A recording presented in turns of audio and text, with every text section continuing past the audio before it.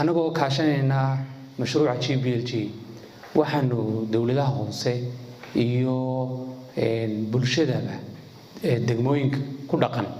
khaas ahaan gudiyada xaafadaha degmooyinkaasi ka kooban yihiin u diyaarinay tababar iyo sidoo kale wacyigelin nidaam wacyigelin ah oo aan doonayno inaan xog isku weydaarsano isla markaana fikirkii iyo heerkii arrimaha ilaalinta deegaanka halku taagnaa aan kor ugu soo qaadno waxa ugu muhiimsan kulankeenan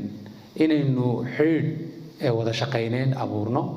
oo ka soo bilaabmay bulshadii oo marka hore si fiican aan iskugu xidhno mar labaadka dawladii hoose iyo dawladii dhexe oo wasaaradda deegaanka anagu aan matalaynaa ay isku xidhmaan dabeedna aynu ka wada arinsano dhibaatooyinka deegaanka ee degmooyinka kala duwan ee ka socotaan haysta iyo sidii aynu uga wada shaqeyn lahayn labadan cisho waxaynu ugu talagalnay tababar wacyigelina maaha tababar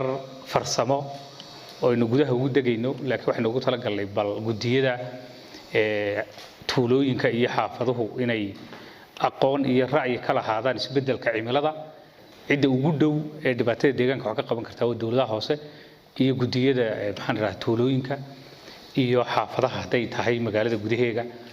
dhibaato weyn baana ka jirta imika isbeddelka cimilada wacyigelinta ugu horeysa waa idinka waa askarta ugu horeysa ee qayla ka soo dirta deegaanada joogan waa idinka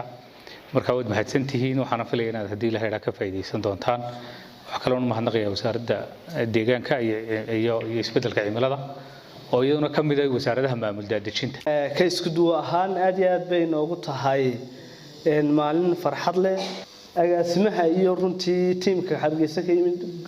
waanu mahad celinaynaa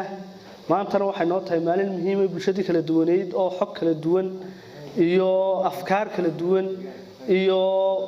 goobo kala duwan ka timaadeen aan isweydaarsan doono mar walbana waxaan diyaar u nahay haday duurjoog tahay iyo haday khayraad tahayba deegaankeena inaan ilaalishano oo biyaheena qabsano si nabad u soo baxo isbeddelka cimiladuna inooga yaraado dhulkeena oo qurux badnaan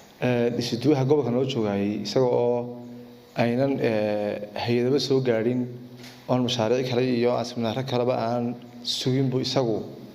saan marxaati ka nahay noogu yeeraa inuu isagu isku xilqaamo miyiga u baxo shaqeeyo oo uu wacyigelinta ka qayb qaato tiyo garab ku helay oo u gacansiin ku helay way ka sii wanaagsan tahay waan u mahadnaqaynaa hay'adaha isku xilqaamay hawshaas